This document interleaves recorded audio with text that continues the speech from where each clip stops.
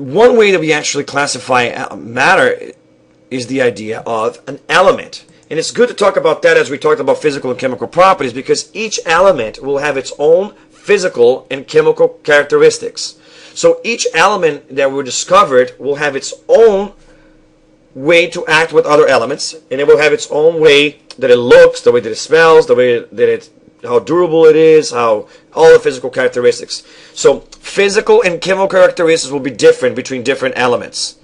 And basically the definition of an element is the smallest example of one type of atom. Okay, so that's how you should think about it. An element is the smallest example of one type of atom. Now, when you talk about things smaller than the atom, there's not two types of protons. There's only one proton. If you get like this element or that element or that element or that element or that atom, it doesn't matter which atom you have.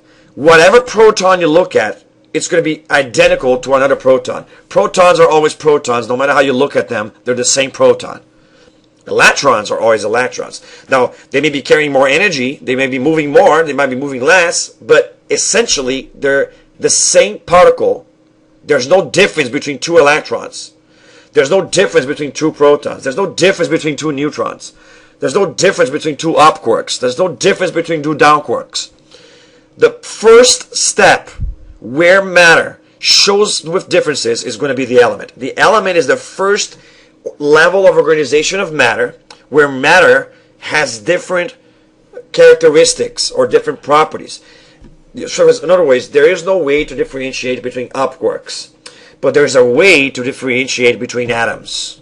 So that's why some people look at the atom as the essential property of matter.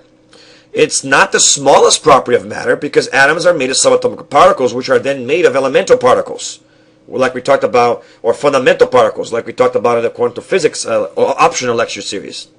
But the atom is at the first layer of organization where uniqueness shows up.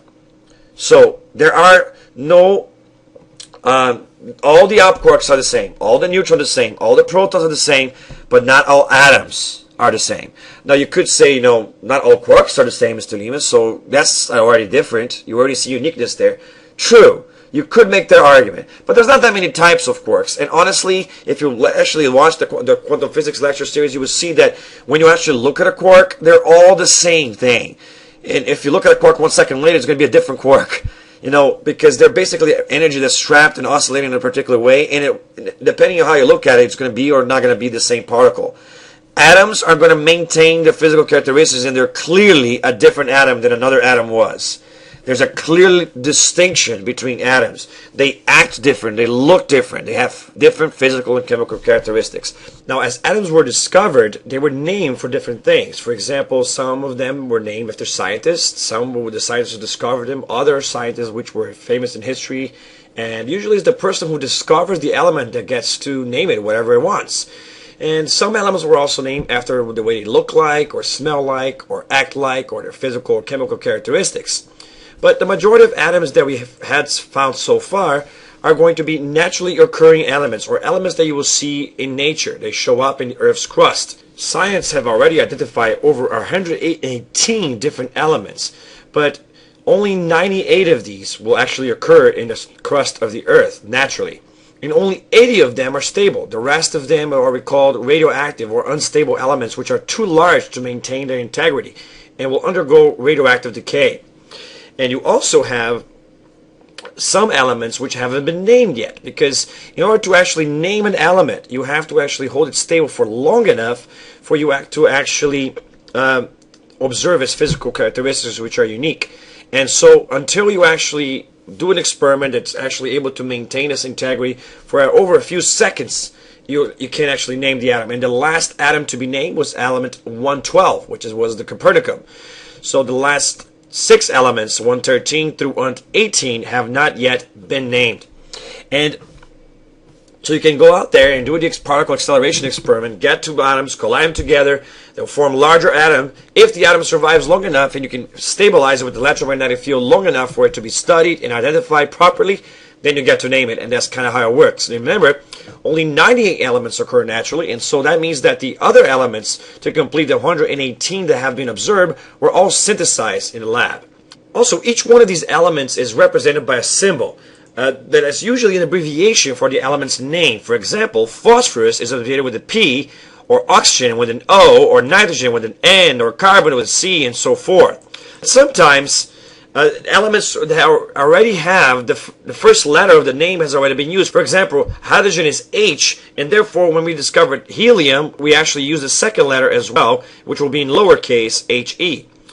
And so the same thing, for example, plutonium, since P was already used, you use Pu. Or nickel, which was used in I, since N was already used. Or CO, cobalt.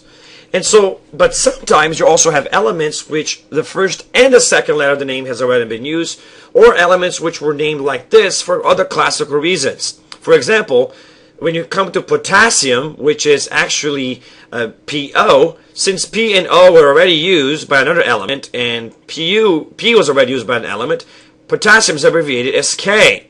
Likewise, the sodium is actually abbreviated as Na, or gold, which is actually abbreviated as AU. Now, these don't seem to make any sense because what's actually being abbreviated is the Latin word for the element's name. And over the years, we've gathered many elements. And just to review before we finish this off, an element is the most basic part of matter, because any matter smaller than that will not retain basic elemental or physical and chemical properties. Although there are particles smaller than the element is basically an atom, the smallest piece of any type of matter that can no longer be broken down chemically. You can physically break down the atom in smaller constituent parts, but you cannot chemically break down the atom any further. The element is going to be the smallest unit of matter that retains chemical and physical properties. It can no longer be chemically broken down further. So you can also think of it as the smallest example of one type of atom. I hope this is all very clear to you. In the next video, we're going to talk about different kinds of atoms of the same element. We'll see you guys then.